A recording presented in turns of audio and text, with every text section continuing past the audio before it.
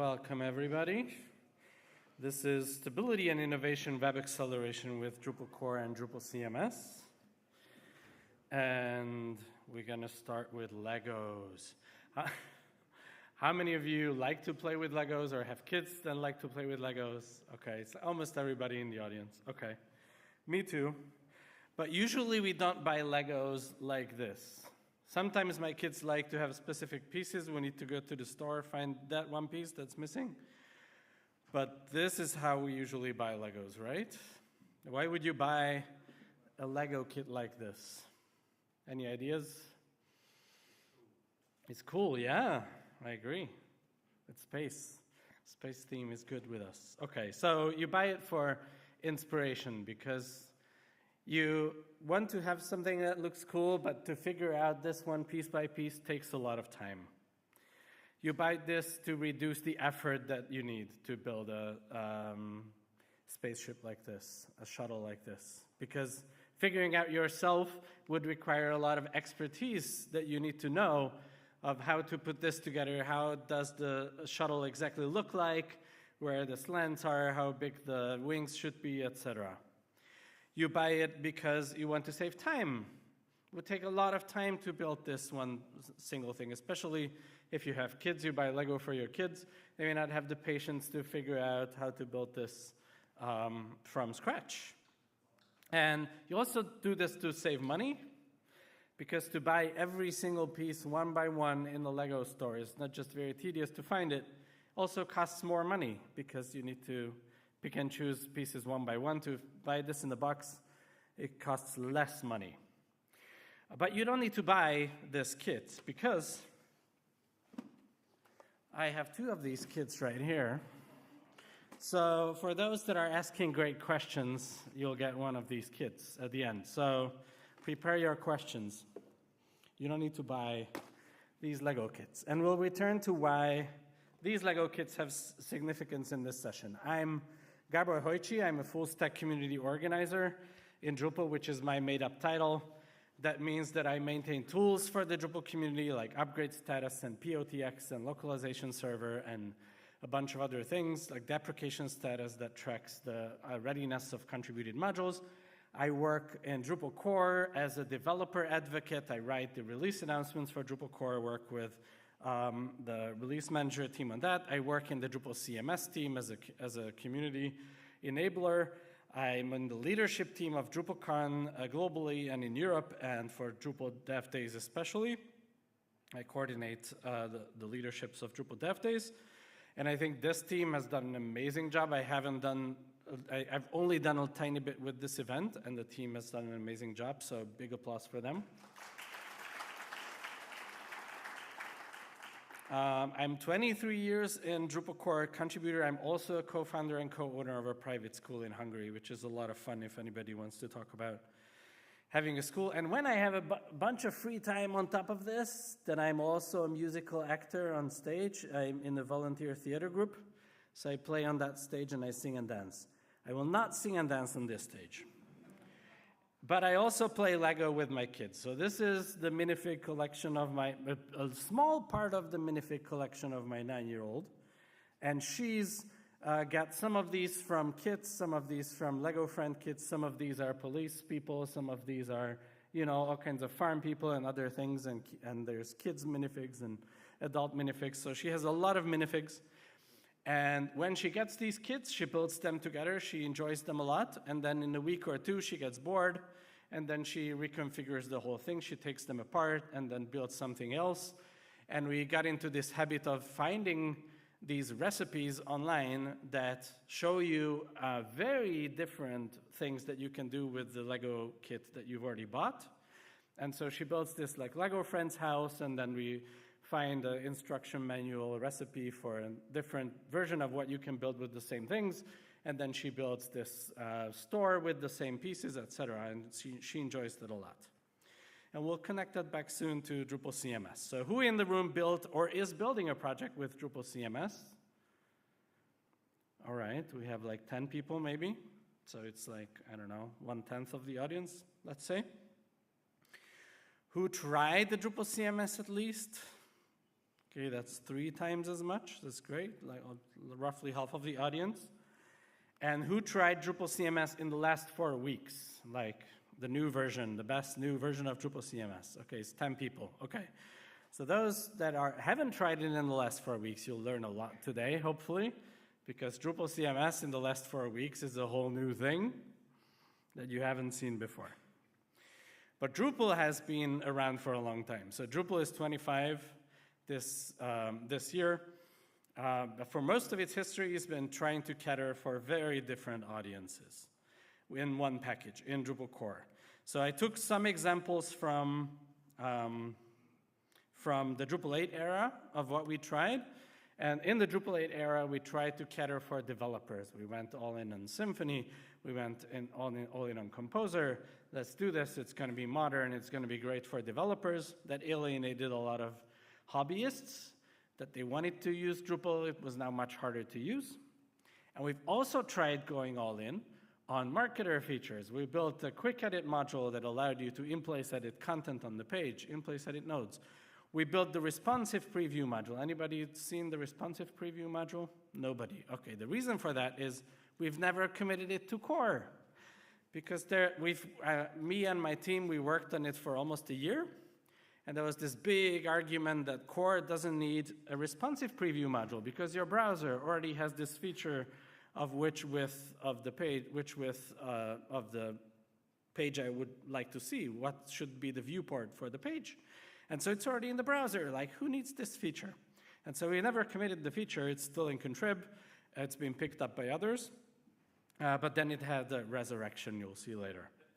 So we've been trying to cater for different directions. And sort of the developer direction worked out, I would say. We've been getting stronger and stronger in that realm. And I think it's been working for us.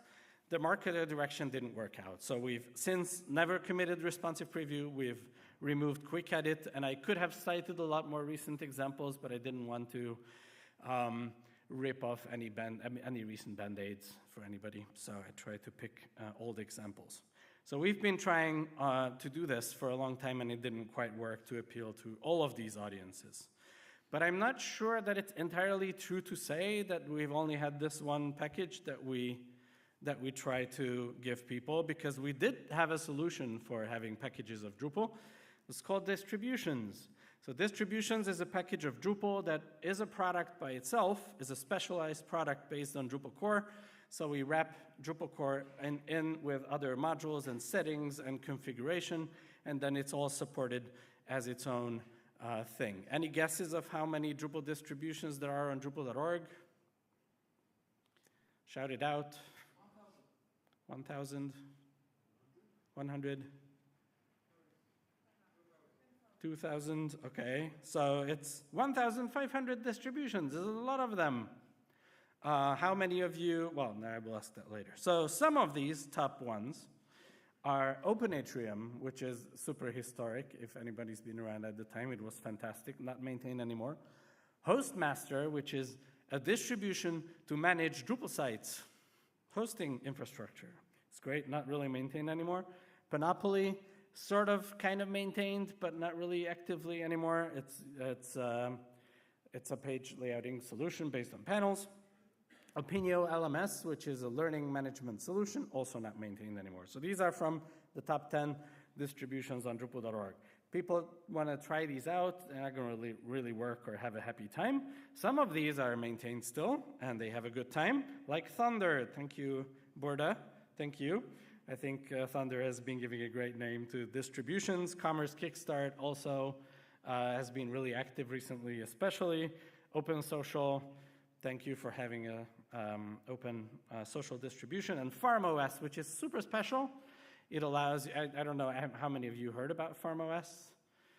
Not bad. It's about 10 people. So this allows you to maintain the soil management. You maintain like which kind of plants you grow where and that kind of stuff. It's crazy to have that kind of stuff on Drupal, but you can do it. Why not? And it's being maintained as well. So who used or currently uses the Drupal distribution? It's 1/3 of the audience, let's say. And who are you having a good time doing it? Okay, much less, like a third of you. Okay, so maybe that's Thunder or Open Social or one of these good citizens that are maintaining their thing really well. Because the problem with distributions is they are not a Lego kit, okay? They are a pre-built thing that you can't do anything with. So you need to have deep buy-in. You need to really want the thing, the package that you are getting, because it comes in all in one. If you need to customize it, maybe super complicated, because next time you update the distribution or the product, it changes stuff under you, and then you need to do the customization in a way that will still retain how you're supposed to use it. And there's often lack of product updates, so many of these distributions, users found that there was maintained for a while, and then nobody updated it anymore, and they were stuck. So this was not a good solution for having specialized products. They only apply to sites, site level, so you install it and then you're there. They are supported as a product if you're lucky, okay? Some of them, as I've shown on the green ones, they are good citizens, they are well supported. Many of them are not well supported.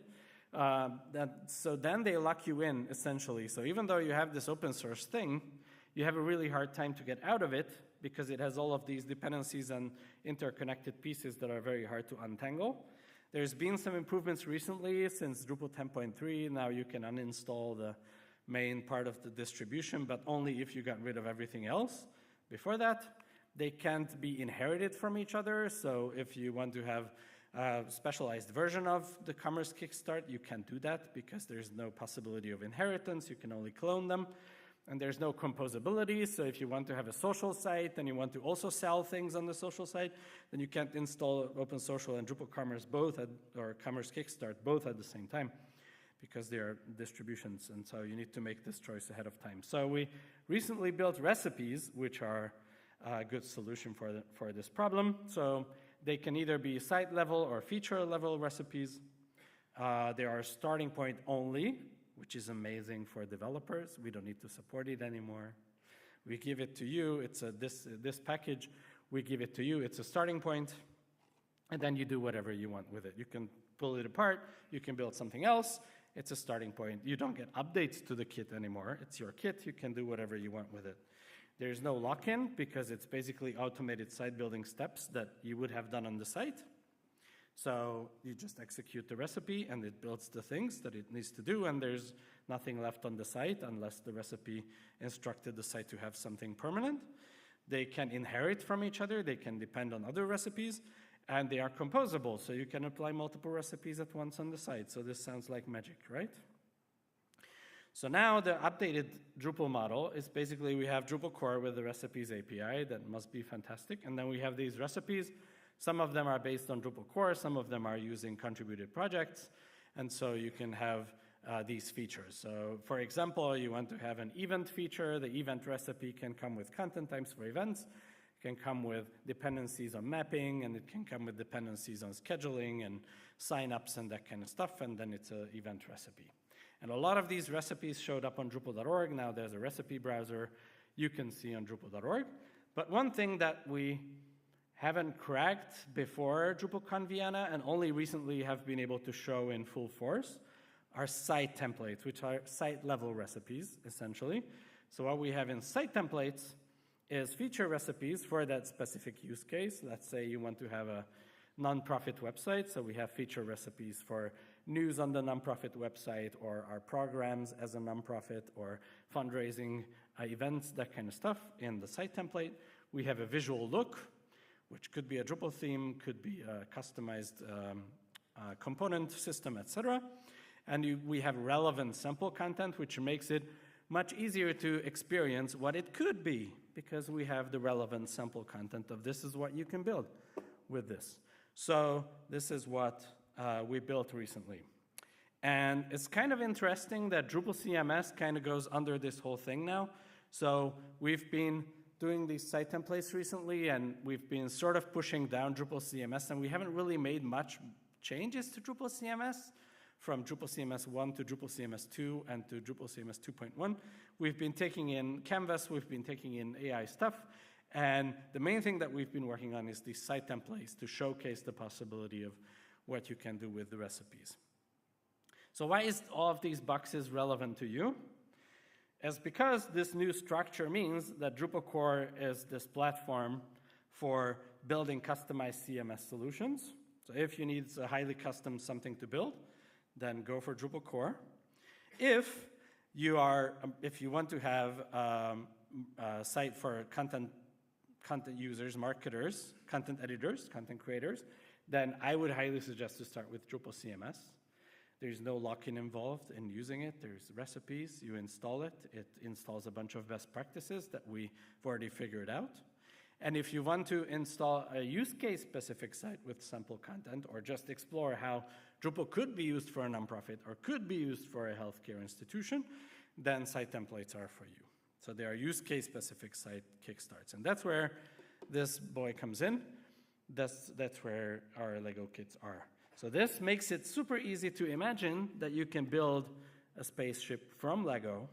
Everybody knew that you can build a spaceship from Lego, even in the lower layer. You can build that site template from Drupal, but until somebody builds it, there's no easy way to give this to customers and to explain that, yeah, it's like super easy to build a spaceship from Drupal, all right? So that's what site templates are. And this is the new user experience. So this is on Drupal Forge. I highly suggest you try it on Drupal Forge. Super easy. You only need your browser. You try out Drupal CMS on Drupal Forge. This is the installer in Drupal CMS. You give it a site name, and then you get a list of site templates. And the site templates include blank and starter for really hardcore people, but then there's a visual list of things, and we even have a premium site template for $900 that you can buy right here and then use. All the others are currently free and open source. So one of them is Haven, which is a nonprofit site template that we built recently. So you go next, and then you enter your email and password, and then you wait for it to install, and then you'll have everything.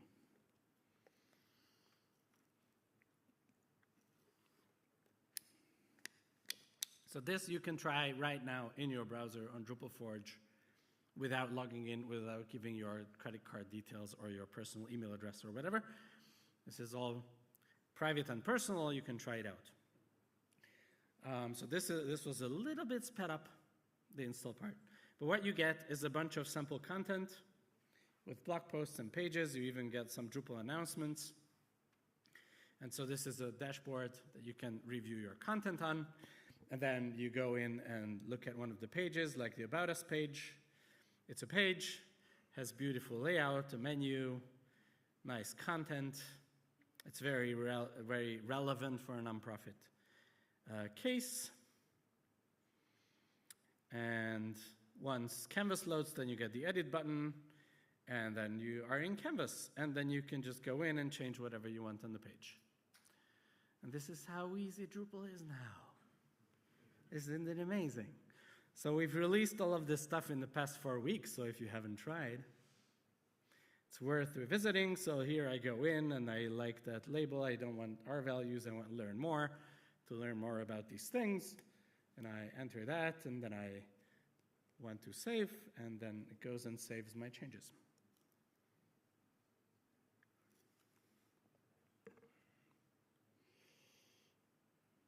All right, it's all saved. And now there's responsive preview in Canvas. So you can preview it in other environments. So we sort of got our responsive preview now. And then you can go back and then see how you can extend this further. So here's our extend page, regular Drupal module list, but the site template has recommended add-ons. So you are a nonprofit. You probably want to send emails to your people, measure your visits. You want to have a Stripe donation form or a Drupal Commerce donation form. All of it is here directly suggested for you. And if you really know what you're doing, then you can go to browse all of the modules, and then you get all of the modules, and you can install it from there. So yeah, this is how easy Drupal is now. I think it's pretty awesome. So this is what people in the Drupal in a Day room are experiencing right now, as we are speaking here, because they are learning Drupal for the first time. And now this is what people are learning about Drupal for the first time. I think it's super cool. So our tagline for this state that we are in right now is easier than ever to start, impossible to outgrow. Because even though our kit may be super simple and very easy to set up, there's still a possibility of doing anything else with it that you want. You can disassemble it and you can build much more complex worlds, and you can put it inside other complex worlds, etc. So the way that users will interact with this going forward, or the user that used to do this with Drupal, is you have Drupal Core, and then you built your custom code on top of Drupal Core, right? This was the 0.1 version of Drupal. And then contributed extensions showed up. Okay, so we have this abstraction of sharing contributed solutions for our problems. Now it's also recipes, not just modules. And now we are saying that we have site templates, which are specialized versions of CMS recipes, by the way, that have features and sample content and use case specific functionality. And that's where the Lego kit comes in. And then we have recommended recipes that people can extend. So if you want to build with Drupal, you can pick which point are you interested in. If you're a super expert, you can go all the way and you can write your custom stuff. If you know your contributed extensions, you can start with building with core and contributed extensions. If you are new to Drupal, you want to learn more, or you want to use the know-how that we boxed into Drupal CMS and these site templates, then you can start with site templates and go on with recommended recipes and extend it from there, however complicated thing you want to build with this. So the internal structure of this, as for developers, is these recipes. So if you go on the Drupal CMS repo, these are the recipes. So we have accessibility tools, AI, anti-spam, authentication, content types, forms, Google Analytics, media, privacy, search, SEO, basic and tools, and starter. And starter is a meta recipe of a bunch of other recipes. So if you go into starter, has this documentation of these are the recipes that it applies, these are the modules and themes that it installs. And then some of these recipes are not even in the repo for Drupal CMS. So like Easy Email is an external recipe from Drupal.org, which depends on 3 other recipes and installs Symfony Mailer and a beautiful email theme and a bunch of other things. So your emails are beautifully themed on your Drupal CMS site. So this is the parts of the kit that you're getting. So you don't need to take all of Drupal CMS Starter if you don't want to take all of Drupal CMS Starter. You can take any of the pieces of this and depend on them. They are separate projects on Drupal.org. So you can depend on parts of Drupal CMS as well if you only decide to take parts of what we built. And the site templates that we currently have in the installer are very content editor focused, but there's a bunch of people working on site templates for much more interesting use cases as well. For example, Fago is building Drupal CMS site template with Lupus decoupled, which has the next starter integration with Canvas to build decoupled sites on Drupal CMS. It's pretty cool. So if you're interested in that, then he has a buff this afternoon at 4:40, and you can talk about that with him and see a demo. So the possibilities are really endless. We built these tools that you can do site templates, and the possibilities are really endless.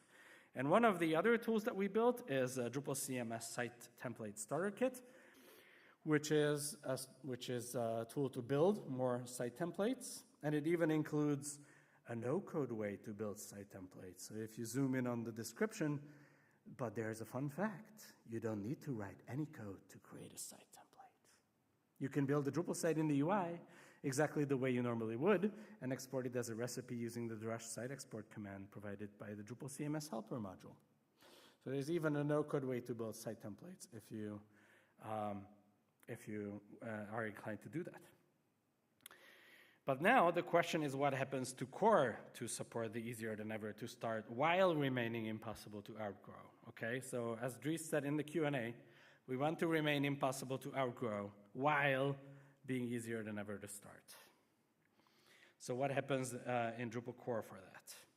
So first of all, what happens to install profiles? Now we have these recipes and site templates. What happens to install profiles? So this is a plan.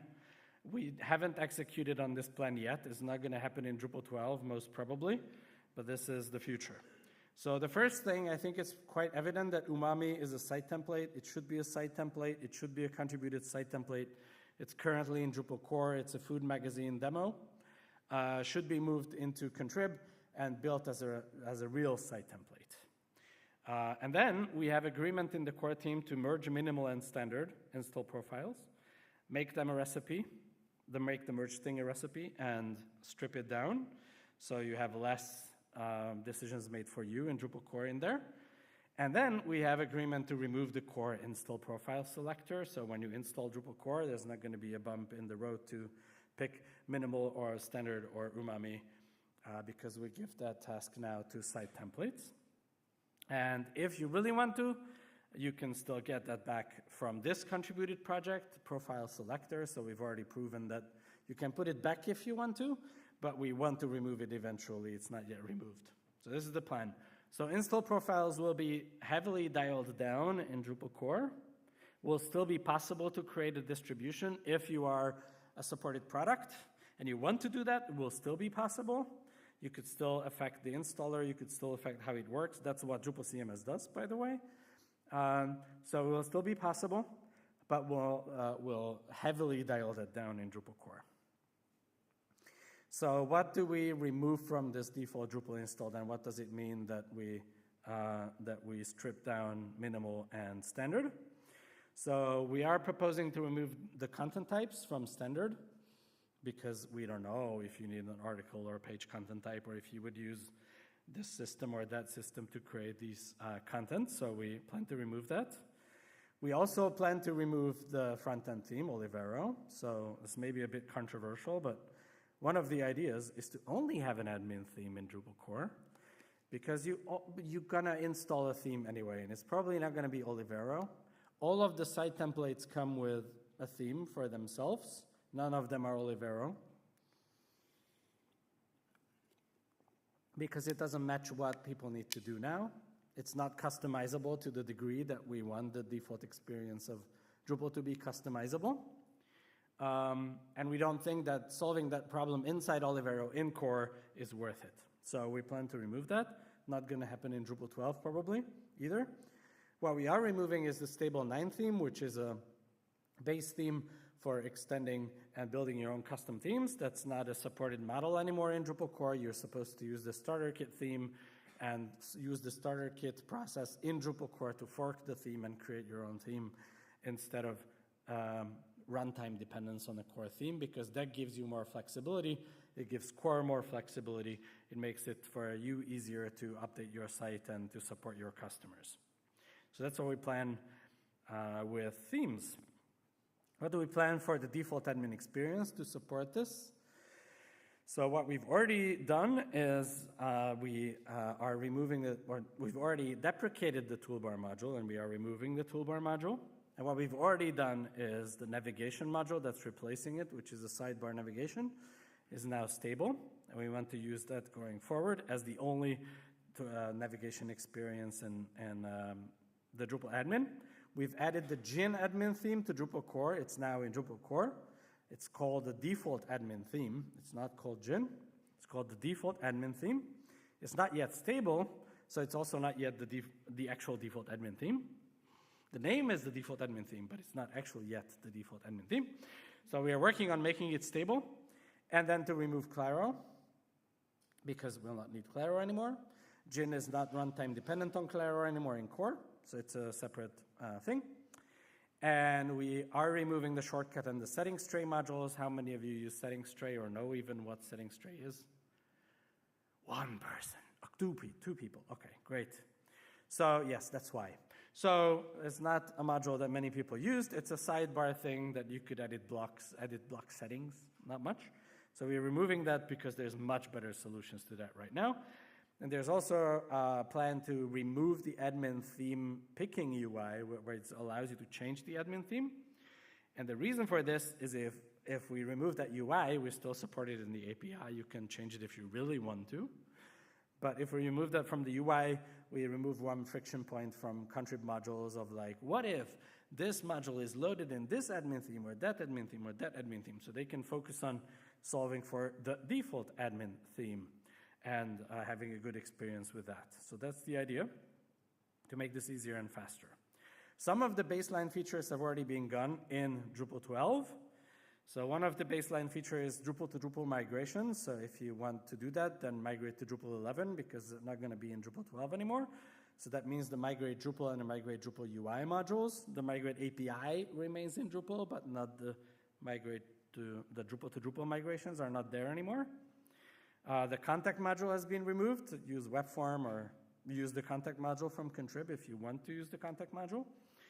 The search module has been removed, which is a very custom implementation of how you search. Most people use Search API. It has a better implementation, even if you don't have a third-party service. So use that. The ban module was removed, which is an IP-based banning solution in Core. People use front reverse proxies and CDNs for this. They don't use Drupal to ban IP addresses from visiting the site. If you need to ban them, they bring you down, then you need to use a reverse proxy or CDN. And we are removing the history module. So basically, we are removing a lot of one-off things that don't have ecosystems around them in Contrib, or have even better solutions in Contrib. And we don't need them to be maintained in Core anymore. They don't support building these highly custom solutions that Drupal Core is for now. The next interesting thing is layout features. I don't know how many of you used field layout ever, field layout? There's 5 people, great. No, maybe 10, okay. So field layout used to be a module in Core to allow you to lay out your forms and also field displays. Has been, I believe, hidden for a while. Now it's entirely removed from Drupal Core, available in Contrib if you want to keep using it. So we're not going to have field layout for laying out things. The next thing that we plan to not going to have is Layout Builder. We still have a Layout Builder. We haven't removed it, but we plan to remove it, probably Drupal 13. The main dependency that we have in Drupal Core is Navigation module. The layout of the things in navigation is using Layout Builder, so we hope to remove that. And then the final layout thing that we have in Core, we have these 3 layout things in Drupal 11. Amazing. It's the block UI. So the block UI allows you to plop things on the page. And once we don't have a front-end theme, and we trust you to pick a front-end solution, then we don't need to place blocks on the front-end theme anymore. Then we only need to place blocks on the back-end theme, which we have a good idea for how to do that without a block UI. And still be customizable with code if you want to, or YAML files. So we would want to remove the block UI as well, probably also in Drupal 13. So this basically clears out the field for you to pick your layouting solution, whether it's a canvas or a display builder or paragraphs or whatever you want. And you'll not have 3 other layouting solutions in Core on top of what you've picked to do the layouting solution with, right? So that's the idea, is to clear out the field and allow Contrib to provide this. One other thing that the community has been really super hard working on in Core is performance. Andres mentioned that he's working on performance. Birdier mentioned to me that he's working on performance.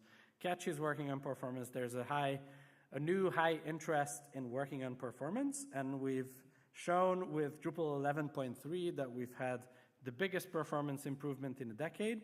And since 11.3, we keep improving more and more and more. So 11.4 is going to be a nice, very nice release in terms of performance improvements already. So these are numbers on how the number of queries or cache lookups or cache sets or cache gets needed for the Umami node page, which is a good one to performance test in Drupal Core. So we are down to less than half of what we had in 11.0, which is super good. So if you've looked at Drupal before now, it's also much faster, not just nicer to use. We're also modernizing internal APIs. So Fabian Bircher had a session on module hook to hook. So if you haven't been there, watch it. It's nice. So we are modernizing how Drupal hooks are being written. We are revamping the transactional email API, which is later today, a session on that, suggested as well. We are working on module files being moved to classes so that we don't have these random functions lying around everywhere. That's also exciting, I think. So there's a lot going on in terms of having a more consistent developer API to build these highly customized solutions. And finally, and not finally, almost finally, we have a proposal to have a native command line interface, which is not yet fully agreed on by the core committers. So this is a proposal. So this would be basically Drush ported to Drupal core, and this has been proposed by the Drush maintainers themselves. So it's not a competition to Drush, but it's in collaboration with Drush. And this is super important for Drupal core being a tool for highly customized solutions, and also Drupal core being a tool in the AI age. I haven't talked about anything else about AI here, but this is actually good for AI because then it can use our CLI to deal with Drupal. And then the final biggest gap that we have in Drupal core for this vision is multilingual support for recipes. So if you're interested in working on that, then this issue number is for you. We need to figure out how to do that. We haven't been doing a good job doing that yet. So when can you look forward to some of these changes? So Drupal 12 is going to be released later this year. There's two scenarios. The first one is a mid-August release, but we need to be ready with beta requirements in 3 weeks by middle of May. If we can't make that deadline with all the things that we wanted to do in Drupal 12, not in Drupal 13, but in Drupal 12, then we have another scenario in early December, and we need to be ready for that by early September. But you don't need to jump to the latest and greatest all the time. So Drupal 11 will keep being supported. It will go into long-term support at the same time, and we have expected end of support at the end of 2028. So now Drupal Core is a streamlined platform for highly custom needs. If you want to build something highly custom, now Drupal CMS is an elevated starting point for content-related needs that have a lot of things figured out for you already that you want to do. And site templates are quick starter kits for specific use cases that you can still build forward from and build whatever you want. And they are still impossible to outgrow. So that was my talk. And now it's on you to win and have some great questions.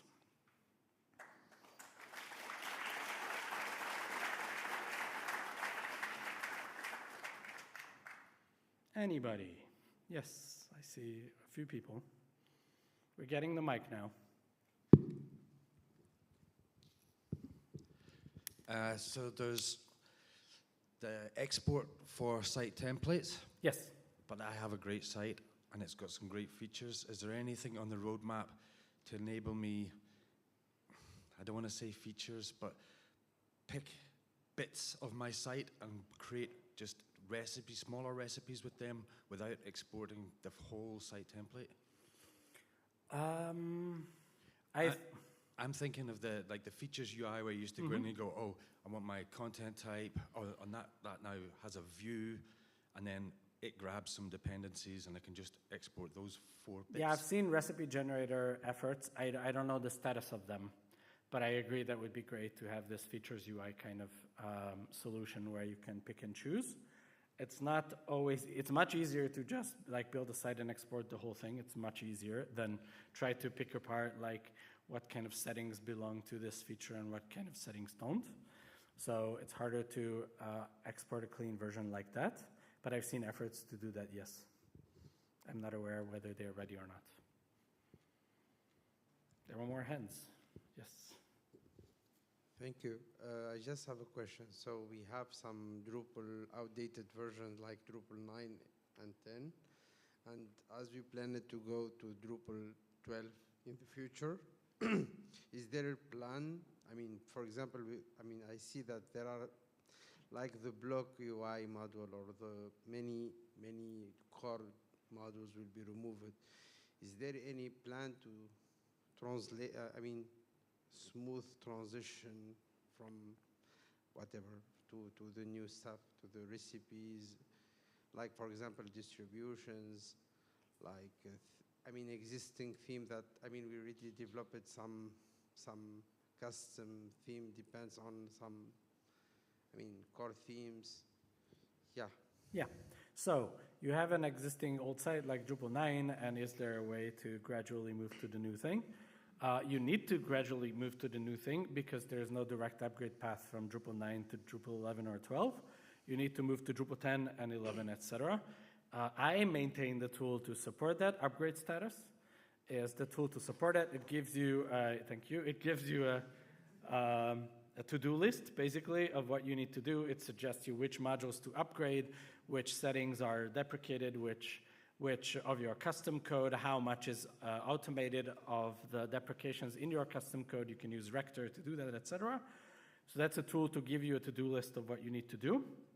As for the features themselves and moving between them, we are supporting Drupal 11 until the end of 2028, etc. So we still will support all the features that we plan to remove in 12 and 13 until at least 2028.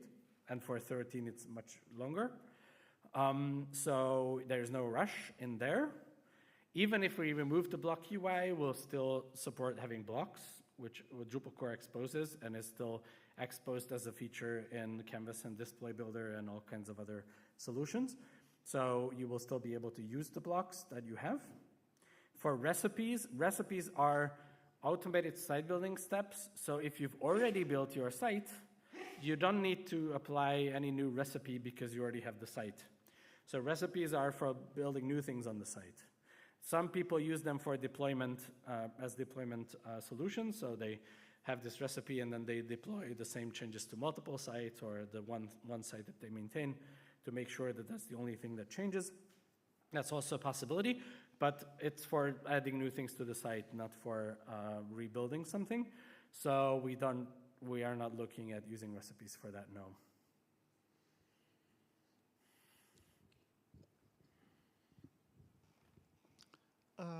You mentioned that we're removing Umami from core, but you also talked about the performance tests running on Umami. So how are we going to run those tests when Umami is no longer in Drupal core? Yeah, so the question was, Umami is a great demo, but it's also the primary thing that we are testing performance on, as you've seen in the numbers. So currently the proposal is to have we're not removing Umami in Drupal 12.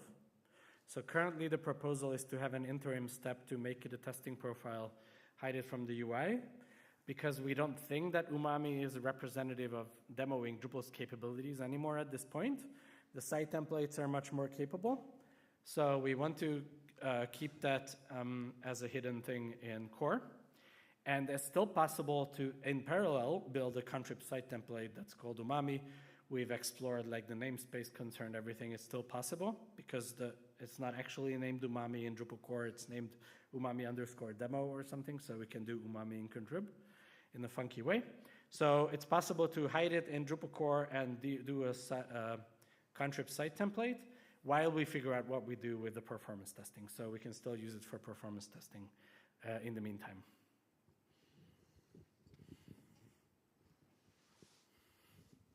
Hi, Gábor. I have a couple of questions, actually. The first one is, all the stuff that's getting removed from core, Yep. is there a plan to move those things to contrib projects for people who might want to use them or depend on them? Yeah, most of the things that we are removing are, the way that we remove them is we deprecate them in the current version of Drupal core, which means that you get a warning when you have it installed that this is going to be removed.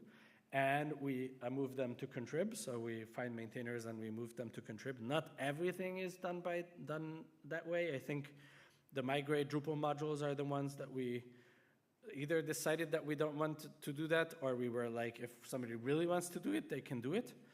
But everything else, I believe, is moved as is to contrib, so you can use the contact module, you can use the band module, etc. from contrib. Thank you. And the second question, do you think we can run PHP unit tests against site templates the same way that we might install a profile in a PHP unit test and then run tests against that? I don't know what type of tests exactly there are, but the site template starter kit even explicitly guides you to set up tests for your site template. So my understanding is that you've been involved with one of the site templates, no? Yeah. So Adam has been working with the site template makers to have tests for the site templates, is my understanding. I don't know if that's been PHP unit or not. But yes, we would want to have tests that prove that you can still install the site template, the key features are there, that the integration tests, that the modules still work together in a way that we expect, etc. So one of the cases that we have is to test other features against the standard profile Yep. to make sure it will install, you Yep. know, on a regular Drupal site. Yeah. So I'll go and play with it some more. Yeah, I think that would be nice. Yes, there's some tests for the site templates. I don't know to what extent. I don't know the details exactly. Thank you.